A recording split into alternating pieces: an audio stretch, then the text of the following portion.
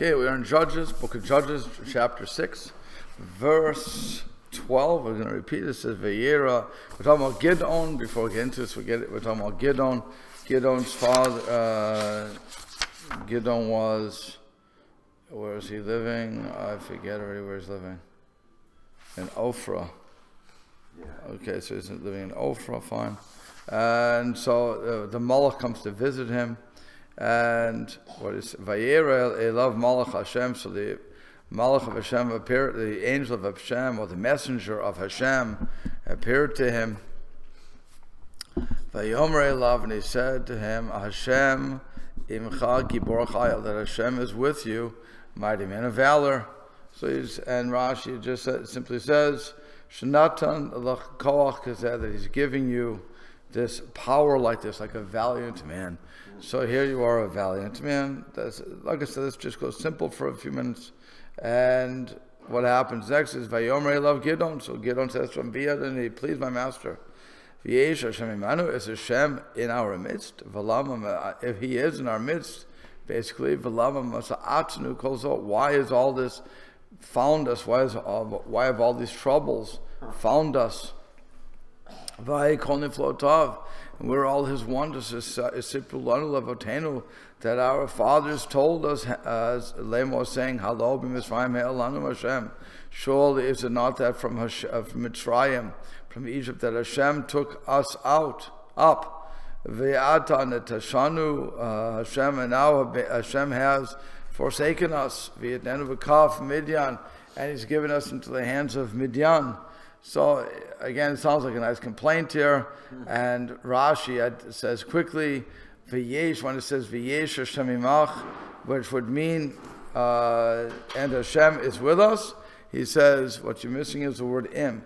V'im yesh Hashem imach, and if Hashem was with us, why have we found? Good morning. We're on chapter 6, verse 13, and then it says, "Shesipru lanu." Avotenu, so Rashi, it says right away, Pesach haya, it was Passover. Amalo emesh ikrani ava el ha'halel. Yesterday, my father read the Hallel, ushmativ, and it was told Shahaya Omer, and we heard him say, in other words, I heard him say Shahaya Omer. When the Jews left Mitzrayim, and now we have been, and now he's forsaken us. If our forefathers were tzaddikim, yaselanu b'zchutam, you should do it in their merit and take us out of this problem. And if they were wicked, so kishem sha'asa lahem nifotav, just as you did wonders for them, b'chinam, for no cost, if you will. So he should do for us also. So where are all his wonders? So a very nice speech he's giving. Okay? So then he goes further and he says, Vayifen elav Hashem. So Hashem turned away from him, Vayomer, and he said, Lech b'kochacha zeh. Turned toward him, sorry. Turned toward him. Vayomer, and he said, Lech b'kochacha zeh. Go with this your power, v'shatet Yisrael mikaf Midian, and save Israel from the hands of Midian. Halo shlachticha, surely I have sent you. So Rashi explains, Vayifen elav HaKadosh Baruch Ba'atzma, Hashem himself, no longer the Malach. Now Hashem himself is getting a bit of nevoya. With this merit that that you have become the what do you call it? Sinagori is the prosecutor against my people. So, but it just means it can't be prosecutor; it has to be the defender. But it's interesting because Sinagori is normally advocate defense. He says, okay, so you've given defense to my people. So what's going on here? Okay, So that's how Rashi is understanding all of this stuff. The Malbim explains it as follows. He says, "Vayera Elav, with this power, the Malach was shown to him, Vahodio ki Hashem imo, and it was informed that Hashem is with him, and he is a Gibor Chayil, again strong, given the spirit of God, if you will. Ki Yashpia Lav Zechut Kedusha Gam B'Gevora B'Shefarav. He's because he has been influenced with his merit and the holiness and also the strength. All this is part of this great influence that Hashem has given. So he says, is Hashem in our midst? So Gideon thought that the reason of the wickedness that has come upon them is because of Hester upon him, what we call Hester upon him, Hashem hiding his face, and that he abandons, and thus God abandons them, Bnei Israel, to Mikra, which is happenstance. That's what happens when, in other words, nature. Let's understand something. When God has Hester upon him, what we call hiding God's face from us, no longer doing a miraculous thing. What that means is that we've abandoned God. So Hashem says, you abandoned me, I'll show you what abandonment looks like. And I will let nature take its course. That's really what's going on. I'll let nature take its course. We call nature, for some reason, Mikra. Teva is really nature. Teva, when you say Derech HaTeva, that's the natural way. But the rabbis are using Mikra and in that sort of a manner because it means happenstance. Hashem leaves us up to the winds of fortune, if you will, because we have been winds of fortune. Mikra, what's the word? Mikra. Like he would call out. No, with a hay at the end. Kufre, something that happens, happenstance. And so that's what Gideon is thinking. God has Hester upon him. He leaves us to happenstance. V'yamar v'yomohu, and he said on that day, hello, ki ein Elokai v'kirbi. She said, so that reason Hashem is not in our midst. And thus all this wickedness has found us. And that's why he says, is Hashem in our midst? If that's the case, why did he... so why is all this found us? Because this teaches it as if everything was happenstance. And so his theory would be right, that there's Hester upon him going on there. And then he says, where all this wonders, when Hashem is supervising us, when there's not Hester upon him, so then he does wonders above nature. That we were told about by our forefathers in Egypt. And our forefathers telling us the story of Egypt. Because now the signs, that we don't see these signs. And where are these signs that teach that, that would teach that Hashem abandoned, and that proves that Hashem has abandoned us. And if you're going to say that this is because of our wicked deeds, surely from Mitzrayim he took us out, and there we were sunk to the 49th level of Tumah. Lowest you could get. Before one more we would have been done. So v'az and v'im az elanush af shadayin lo hayinu imo, and if he took us up from there even when we weren't his nation, so v'ach ata shekavar b'charot oto la'am, and now that he's already, and here we've already been chosen as his nation, the natashnu Hashem v'yidnu b'kaf Midian, would Hashem abandon us, forsake us, and give us to the hand of Midian? So this is proof that Hashem is no longer supervising over us. Notice he's left the building, if you will, because we've left him. That's his argument. So what happens is Vayifan Elav Hashem. So until now, the Malbim explains, like Rashi, the Malach speaks to him, was speaking to him, but now Hashem turned to him with the words of Nevuah, because the Malach who MCE Elav, the Malach was the intermediary. V'yaktim litraot terem yigale devar Hashem, and he appeared to him before Hashem revealed his word, just like we see in Yeshua in Jericho. So what happens? V'yomer leich So he says, go with this power that you have been granted. Since he says, since on this power that would be found for a strong person, lahanis mipnei Midian, to chase away from Midian. Shahorik al koach zeh shefa rav ashiyaspik lo Israel. You're going to have this is going to be overflowing so that you can save Israel. V'yem al koach hatana ki achrei ra'ash atoen ba'ad sodash gacha Israel. And if you're going to go by the taina, the claim that is after you see that the hashgacha is here. So zeh od shediber zeh so amivavo. So this is showing that I'm speaking to you, and that is prepared to be saved. You're going to save it.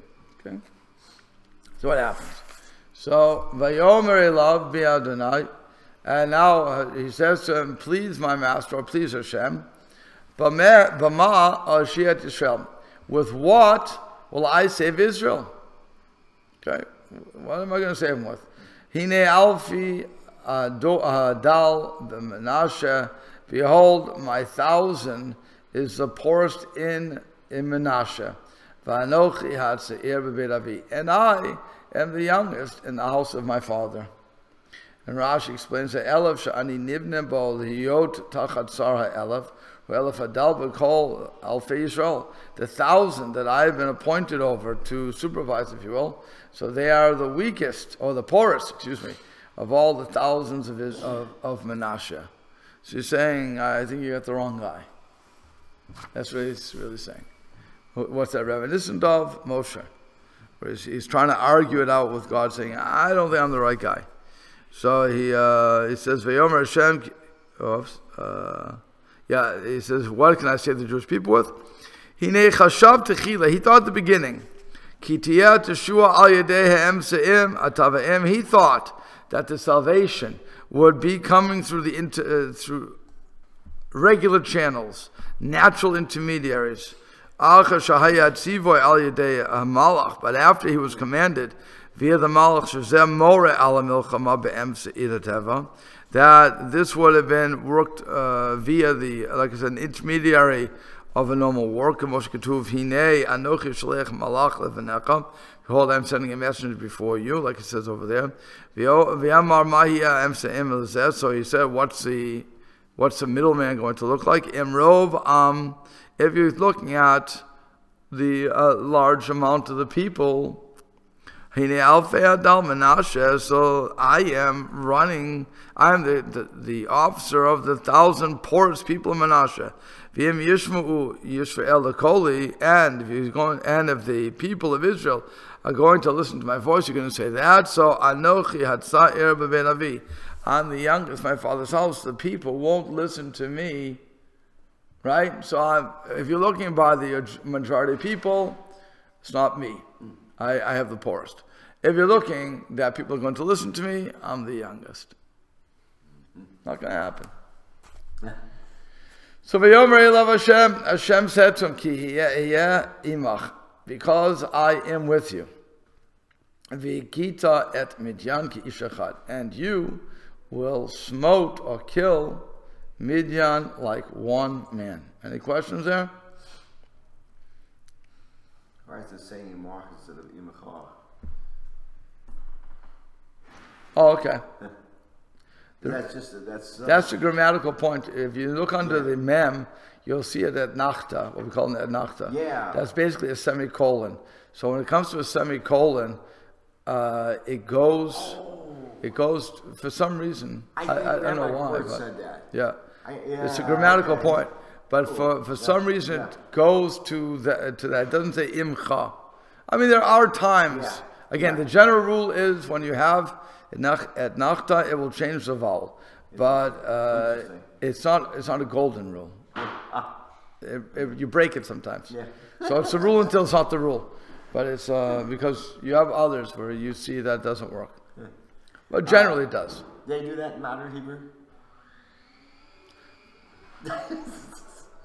I doubt it. They have a pause in the I doubt it. I doubt it. I doubt they would do that. That you're.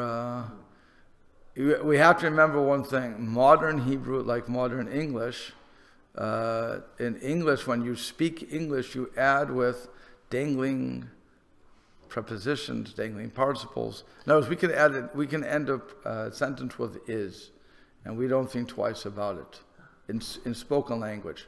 If, on the other hand, we're writing it, we remember our old English teacher, namely slapping us and breaking our knuckles if we would leave. What is it called? What's it called when you end off with is? A dangling modifier. That's a verb. Is it's a modifier. Dangling something. It's a dangling something. I remember that. And I tell you, even when I'm writing to this very day, I remember, and I do the blog, so I do my articles, whatever it's going to be, and you write it out like you speak. That's how we write. You write, and then you end off with is or are or something of. People have to spell with of too, and that's why I always hear my English teacher. I don't know who she is anymore, but I hear her, you can't end off a sentence like that. You know, didn't really smack us, but you know, she might as well have. She scared us. But it's an old battle axe, but you know. But it's amazing stuff that we remember. So if we do that in English, and that's modern English, and again, as compared to writing it, so then I would guess that Israelis or Hebrew speakers in general don't follow the rules of grammar continually. Maybe when they're writing they would, but again, when they're writing, you won't see vowels. You have to remember that they don't see vowels. They're writing like, you know, just without. So the letters would be the same. The letters are the same. So now it's just a matter of how you read it. So again, if I was the teacher, I may say the child or the person I'm teaching Hebrew to, this is how it should be said. People don't speak like that. Okay, don't hit me over the head with it. You know, it ain't perfect. I was in yeshiva one time. And I heard the teacher say, ain't. And I was thinking, psst. Now, even if you're trying to be cool and you say ain't, I was taught that wasn't proper. My wife is an English, English teacher. She has a master's in English, blah, blah, blah, going for the doctorate. And she's once used ain't. I said, excuse me, doctor. Ain't a word. She said, no, it is a word in Shakespearean language. It was a proper word. So when you use Shakespearean, ain't is correct. So it was interesting. So ain't apparently does work in sometimes. You think it comes from Hebrew, ain? Oh, it's possible. No, I don't kick those things away because it's very possible that It's a contraction. Right. It ain't not. Right. It's very possible that a lot of the stuff comes from Hebrew. Oh. It's very possible. I mean, we say that everything comes from Hebrew, so you're going to have some derivatives that come up from it. But it's like man, woman. Even though we know that's not. No, that wouldn't be a good example. You had an example a couple of days ago about a Hebrew word going to English. Yeah. Or French. Oh, bosh. Oh. Bosh, right. So again, it could easily be that there's, it comes over. Yeah. And slang moves all over the place. Right. I mean, I don't know where they got Boychikol from. Boychik. I don't know where they got that from. It's not Yiddish. I mean, maybe it is Yiddish today, but it's not coming. It's coming from boy, and it's not even German. It's an English idiom, I guess. Boychik, it's a small boy, a boychikol, but it's coming from boy, not because in German you don't say. How do you say boy? Nab. Kanaba. Okay. So, you wouldn't use that. So like I said, I don't know where they... A kind. So that would be kinderlach. Right, so that's what we would understand, kinderlach. But like I said, boychik must come from... that's when we came here, learned about boy. We didn't want to use boy, we said boychik, That sounds like a Slavic diminutive. Oh yeah? It could be. Okay, like I said, but all these words, who knows where they come from? Okay. Yeah, so let's continue. Oh, so like I said, so that's why it says that he is imach is just because of the adnachta. Okay. Then it says you'll hit him like one person. So Malbim explains, "V'yomer elav Hashem kol yeh imach," I'll be with you, because I'll be with you. V'tiyah teshua nesiyat, and the miracle of the salvation will be miraculous. Lo barov chayil, it won't be with a large army. Rak takad midyan ki iluhu ish echad. You're going to smite. You will smote, whatever it's called. You will kill Midian, as if it was one man. So So Hashem, by the way, I really have to bring this out. If you would be reading a story, just simple, just go with the English for 1 second. Okay, hear the dialogue. And Gideon said, "Please, my Lord, if the Lord be with us, why has all this befallen us? Where are all his wonders that our forefathers told us, saying, did not Hashem bring us out of Egypt? But now Hashem has forsaken us. He has delivered us into the hand of Midian." The Lord turns and says, "Go with this strength, go with this your strength. Save Israel from the hand of Midian. Have I not sent you? Please, O Lord, what shall I save Israel with? Behold, my thousands of poorest in Menashe, I am the youngest in my father's household." And the Lord says to him, "Because I'll be with you, and you shall strike Midian as one man." It doesn't make sense. The conversation in English, or in Hebrew actually, doesn't make sense without the background. Because what should have happened was, when he said, "The Lord is with you, mighty man of valor." And so, okay, what Gideon should have said was, "Great." That's all he should have said. All he's told is, "The Lord is with you, mighty man of valor." Okay, thank you, appreciate it. What do I need to know this for? What do I care? Is there an order coming? And it suddenly goes on to a whole, Gideon says, "How can you say God's with us? Where are we? We're here." And so God says to him, "Go with your strength and save Israel from the hand of Midian." I didn't ask you that either. I didn't ask you that. I said, he didn't deliver us. Suddenly God's speaking to me. And then, so if God's speaking to him, what's going on here? Then he says, "Okay, God, what are we going to save Israel with?" What am I going to save? So that makes sense. And then he says, "What am I going to save Israel with?" And then he goes on to another thing. I'm the poorest of Menashe, blah, blah, blah. And God says, you'll strike them down like one man. Okay, it doesn't make sense. It doesn't flow. The conversation doesn't flow without the commentaries. But so again, I always go back to this. I don't know how people understand this if they don't have commentaries. For me, it's very simple. I go through the commentaries, we put the pieces together. Again, headlines, like I always say, these are all headlines, and we just have to piece really what's being said together. And that, Baruch Hashem, for our oral tradition, we have that. But if I didn't have an oral tradition, I would not know what's going on here. I would think that this is a very disjointed conversation. God's speaking one way, he's speaking another way, and we're not really getting together on our meanings here. You understand what I'm saying? When the writer wrote it, what did he expect of people that would be reading it? Or they just already, when it was originally transmitted, right? People knew the story. People knew the story. They knew what was going on. So again, these are headlines. Shorthand. Right, shorthand. I just have to know what it was. I don't need to know everything. I just have to know the basics. Once I know the basics, I fill in. I know what the story is. The story happened, so then it got written down in this kind of notational form. Correct. And again, the concept was, since I know what happened, I don't have to go at a length. I just have to write down major topics, and you're going to know it.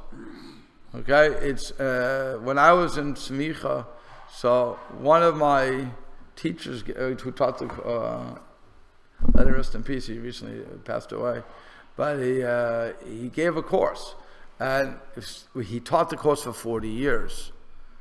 Same course. His tests couldn't change that much. It's on the same material. So you have what's called the Masorah. the tradition as to what it was. And so somebody called the tradition very aptly major topics, because you can only ask, if I'm teaching one subject, I could ask you on a minuscule point. I could. But what would be the use of that? So what you do is you call it major topics. And what I have is, I outline what the major topics are. Now I have to study it. There's no question. I have to know what's behind everything else. But if I see the major topic, I now fill in with all that information. Boom, boom, boom, boom, boom. So I just have to know my major topics and fill it in. And then I can judge cases. You understand what I'm saying?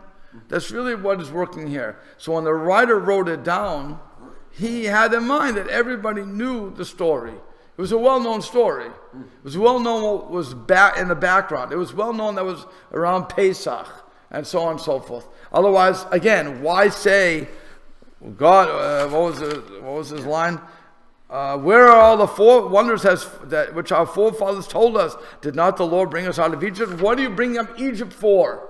So it must be Pesach. Again, they knew it was around Passover, because on top of that, he's with wheat. He's with beating out wheat in the wine press. Yeah. Okay, so all these things tell us the time frame that we are. But if I'm just reading it, I don't know how everything works, I don't get all those hints. Why was he beating out the wheat? Why? I'm not sure how things work.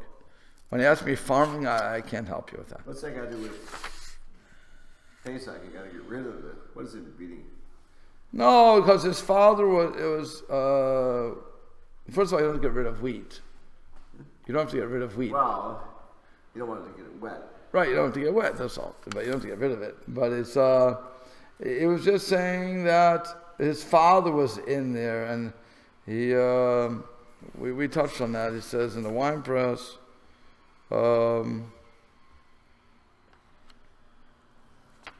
he says here on page 51 for you, he says his father was beating them out the wheat and he was sifting them. He then said, Father, you're old, and if the heathens come, you will not be able to flee. Therefore, you go, and I'll beat them out. He's making flour, it sounds like. Yeah, again, you can make flour. In the wine press, it was just a place to work. He was right. The wine, I guess. Right. Well, he was hiding. They explained that Gideon outwitted Midian by hiding his grain in the wine press. That's why he was. Remember, they're under attack from the Midianites. So if they're doing it in the field, they're going to come and get it. So they're doing it secretly. That was on 151 in your book, right here in the wine press. Yeah. So that's where he says it. But that's why he's doing it there. But if they could, you can make flour on Pesach. There's not a problem. You just can't sift it. You just can't let it get wet. That's all. I mean, think about all the people who made matzah on Pesach. Yeah. They all had to do it. Okay. So let's go. I just wanted to make that point that you really do need the commentaries to understand the story. So what happens? Vayomer Elav, and he said to Hashem, if I find favor in your eyes, and you will make a sign for me, or do a sign for me, that you are speaking with me. Any questions there?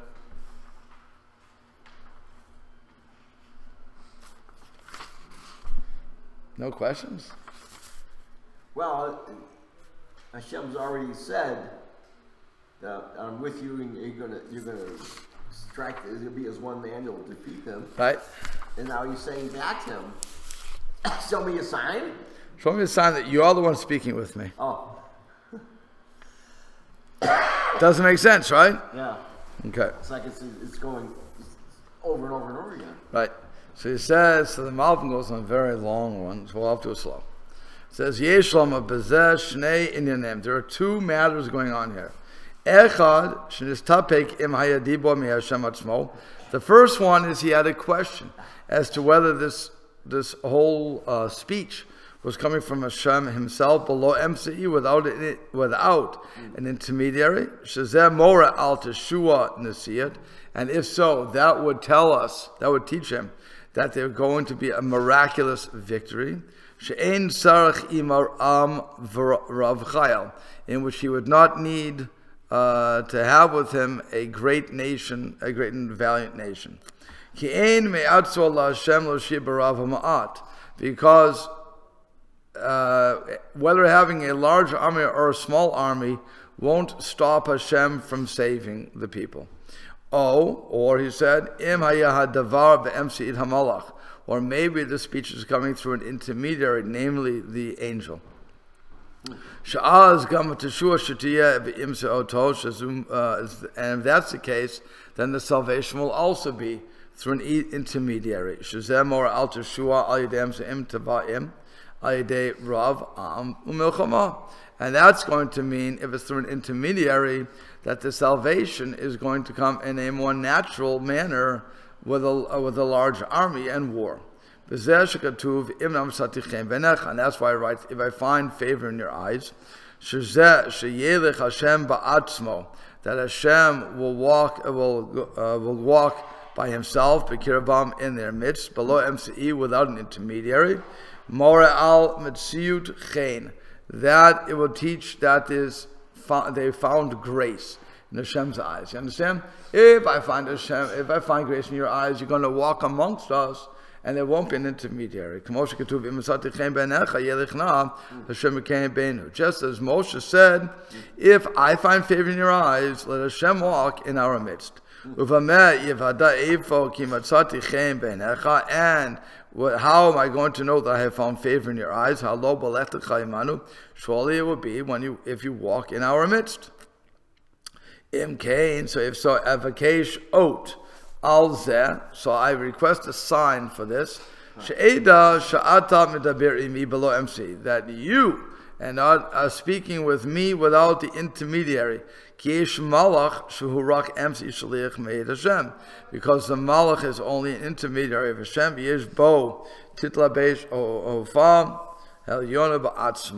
And he is okay. And this sign, and this sign will come via the mincha offering, the grain offering. Shem hu rak shliach b'malachot Hashem. That if he is only a messenger in the workings of Hashem, ve'en adonav ito, and his master is not with him, lo yikach ola mincha. He will not take the ola offering, the totally burnt offering, and the mincha, ki zoveach le'elohim yecharam. Because one who offers sacrifices to satires, S-A-T-Y-R-S, satars. I don't know what they're called. Satars, okay. Yeah, I know how you spell it. But satars are the fake gods, the demon gods.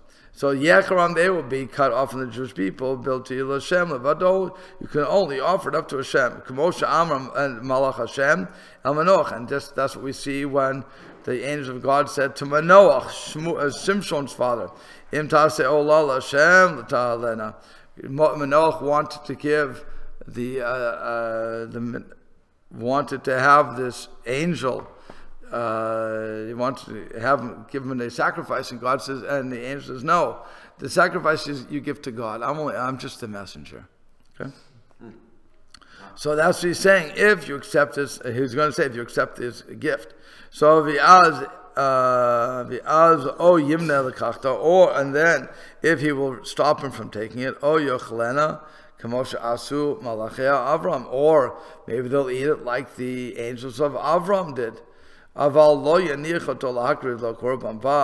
that he didn't give it to them as a korban, as a sacrifice.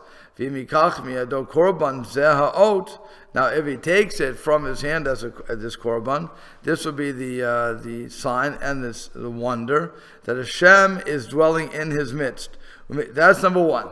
Okay, so he's going to say, if you accept my gift, then I know it's you. And the second matter is Sha'af. Sheyada Gideon Shaya Hashem ba'atzmo medaber imo. And even though the Gideon knew that Hashem is speaking with him directly, bikesh od mitzad acher. He wanted to have a sign from another side. Ki yesh hevdil bein dibor haba me'et Hashem el hanavi betor shlichut, because there's a difference between Hashem speaking to a navi, to a prophet, in a matter of being a messenger, and between God speaking to individuals. Because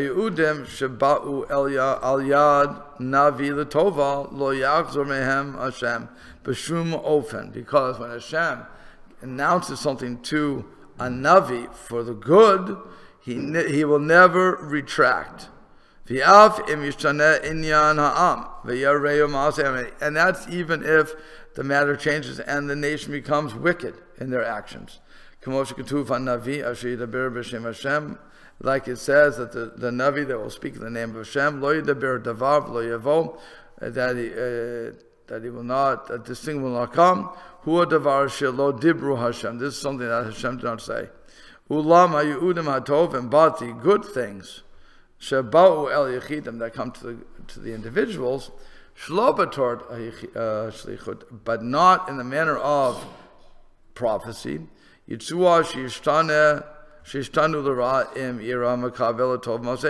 could change if conditions change.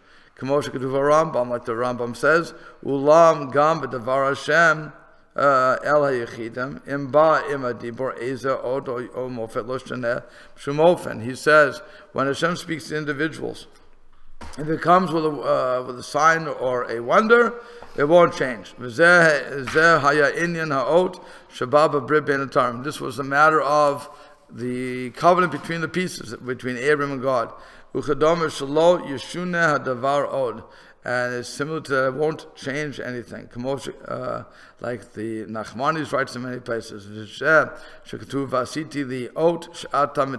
Again, that's why he's saying, give me a sign that you're speaking to me. He wants to say, after you've spoken with me alone, and I am not a messenger to the people, and therefore the message, the conditions could change if they become wicked, or they are wicked. Just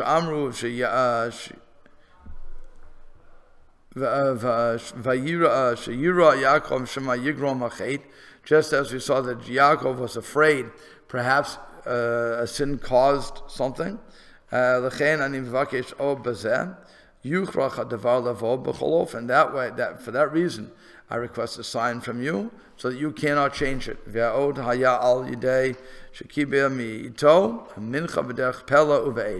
And this sign is going to be that you accept this mincha in a wondrous manner and with fire. Okay? So that's really what he's saying. When he says, if I find favor in your eyes, Hashem, so do for me, make me a sign that you spoke with me, that you're speaking with me. Again, simply put, Malbim spells it out for us, that if he sends the Navi as a Shaliach, so then it can't change through the people's words. But he doesn't know if he's being sent as an individual or a Navi, because as an individual it could work. But even with the individual, if there's a sign, again, Hashem will not retract. So he's saying, show me the sign. I want to know what Malbim is telling us, and what that Gideon is saying is, God, I want to know that if you're going to send me, nothing's going to change. That no matter what, you're going to save us. I want to know. I want to know what's going to happen. Or you're going to, if somebody does something wrong, you're going to suddenly kill us all? I want to know what's going to happen. How are you talking to me? An interesting statement, an interesting challenge to God. I want to know what you're doing. Mind you, if God would come to any one of us, besides we think we're nuts, okay, when we hear God speaking, but let's assume we could get past we think we're nuts. How many people are going to challenge God and say, well, I mean, knowing all the rules of Nevi'us and everything else, prophecy, but challenge God, say, you know, God, before I go on TV or online and say what I'm going to say, I need a sign that I know you're really talking to me. And what does that mean? Doesn't mean I know you're talking to me. I'm not nuts totally. But I didn't want to make sure that you're not going to change your mind. What's the chutzpah involved in? Yeah. So much chutzpah. It's so much. Right out of contract. Right out of contract. I want to know. I want to know. It's the most amazing thing. And you see this, like I said, you see this with Moshe. You see this with some other people. But it's just an amazing principle that we speak to God in this manner. She says, Al na tamush mizeh ad boi elecha. So we're up to, 18. So he said, do not move from here until I come to you. Ve'otzeiti et minchati, and I will take out my mincha, v'hinachti lefanecha, and I will place it before you. Ve'yomar, and he said, Anochi eishev al shuvecha. I will sit here until you return. Okay, who's that talking to?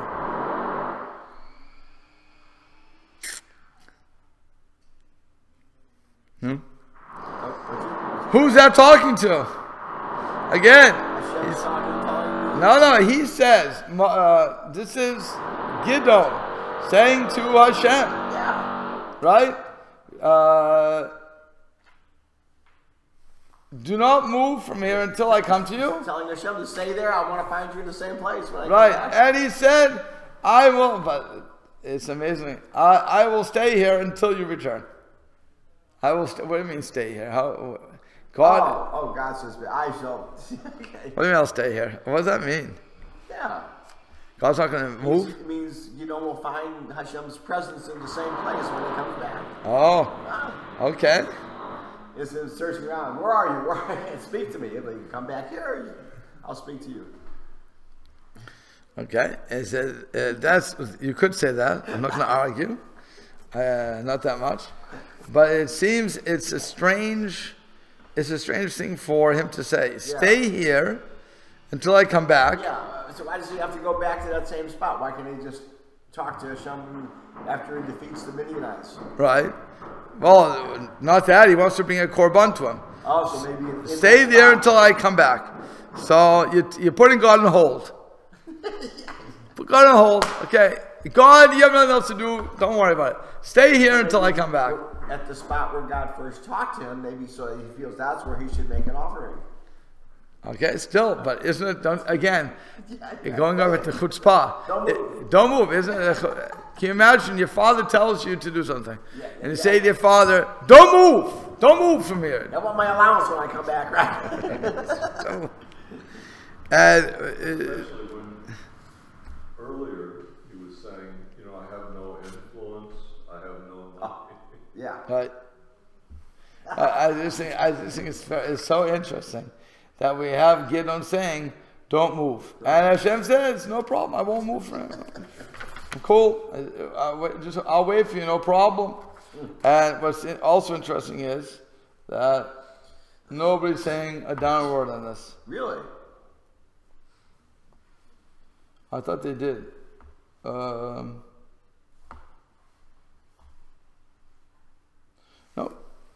They're going to let it carry on. Oh, wow. Okay, fine. We'll have to just... Oh, the roll bugs. Okay, wait.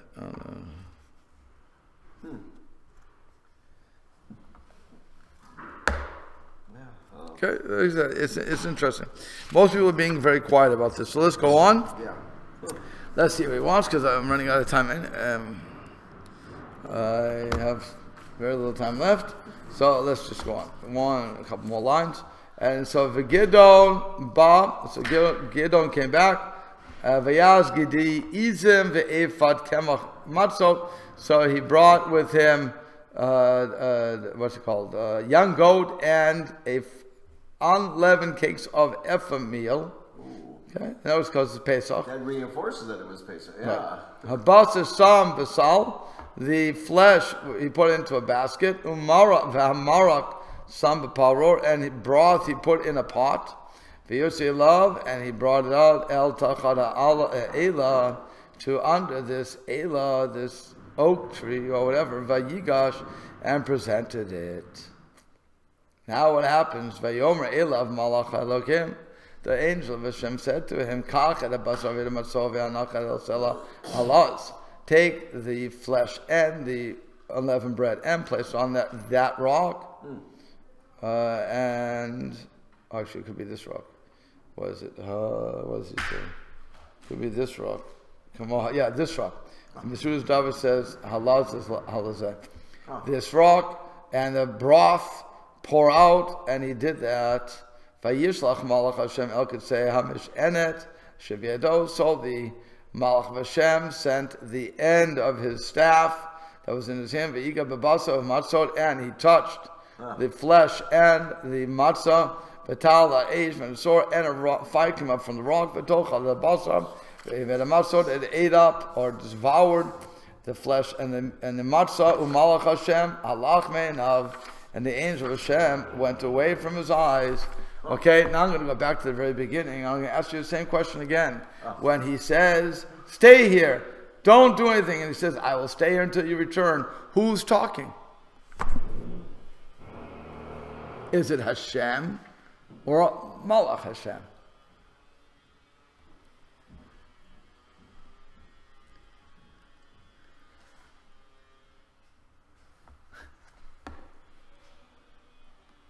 Come on, 50-50 shot.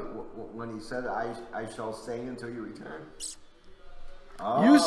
You said he wants to go back to the place he was davening. Okay? That's where he wants to find God. And what happens? He comes back, the Malach of Hashem is there. Who is he talking to? The Malach Hashem. What happened to Hashem? The prophecy? Good Shaila. I don't know. He's going back and forth. We have this Malach who's there. And this Malach was sitting under the Elon, under the oak. Yeah. Okay, the Elah, I'm sorry.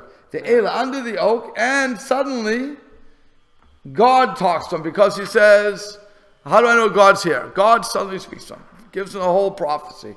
Then he says, don't leave until I come back. Okay, I'll hang around. A Malach has something to do. That's the whole point of being a Malach. He only has one message in life. This is my message. I have to make sure you're going to go. So I have all day. No problem. I have a lifetime till I get you to do what you're supposed to do. I have a lifetime. So let's get the job done. So he sits around and waits. Or is it really God? I'm going to leave you with that question. Harry? I'm going to leave you with that question. We'll discuss it when we come back. Okay. Is it God or is it the Malach?